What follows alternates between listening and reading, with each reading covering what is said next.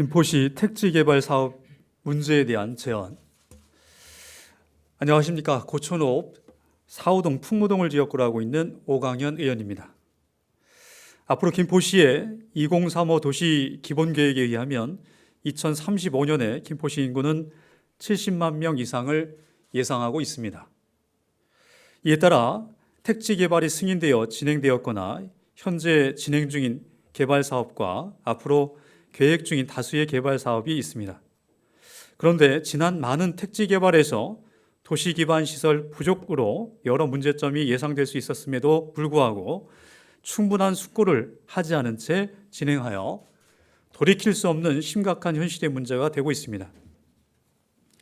김포시 도시철도 골드라인이 고작 2량의 고정된 플랫폼으로 설계하고 완공되어 운행되고 있습니다.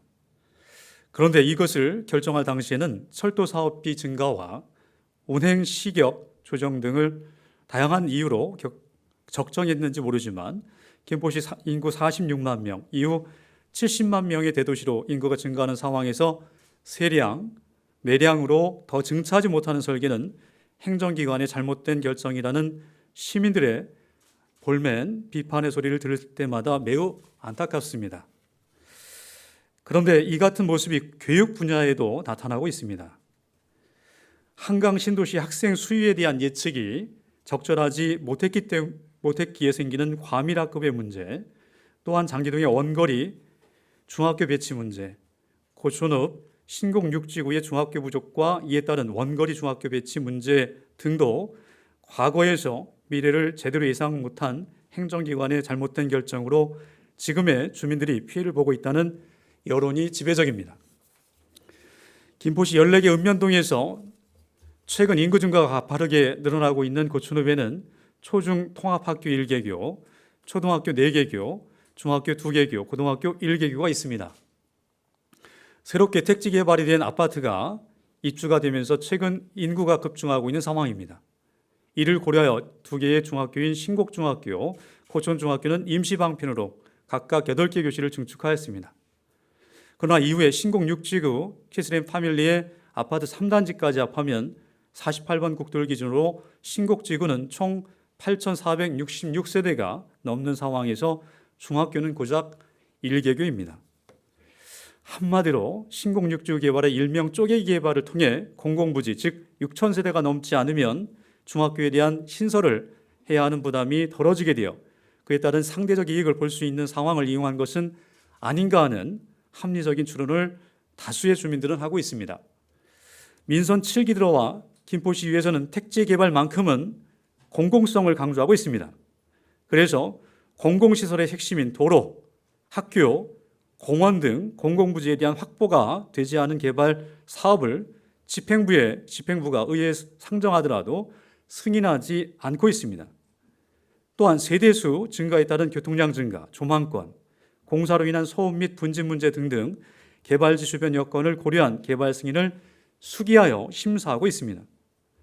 김포시는 지금이 아닌 앞으로의 인구 증가를 주시해야 합니다. 특히 인구 증가에 따라 시가 갖춰야 할 자족도시로서의 요건 중에 무엇이 더 필요하고 얼마나 더 필요한지 수요 예측을 통해 필수적인 생활 인프라를 꼭 갖춰나가야 합니다. 인구 증가는 곧 교통량 증가로 나타나고 이에 따른 도로 상황 및 주차장 확보, 또한 학령 인구의 증가에 따른 초, 중, 고의 학교 수, 그리고 심야 공간인 공원이나 생활 편의 시설도 꼭 갖춰야 합니다. 김포시에 당부합니다.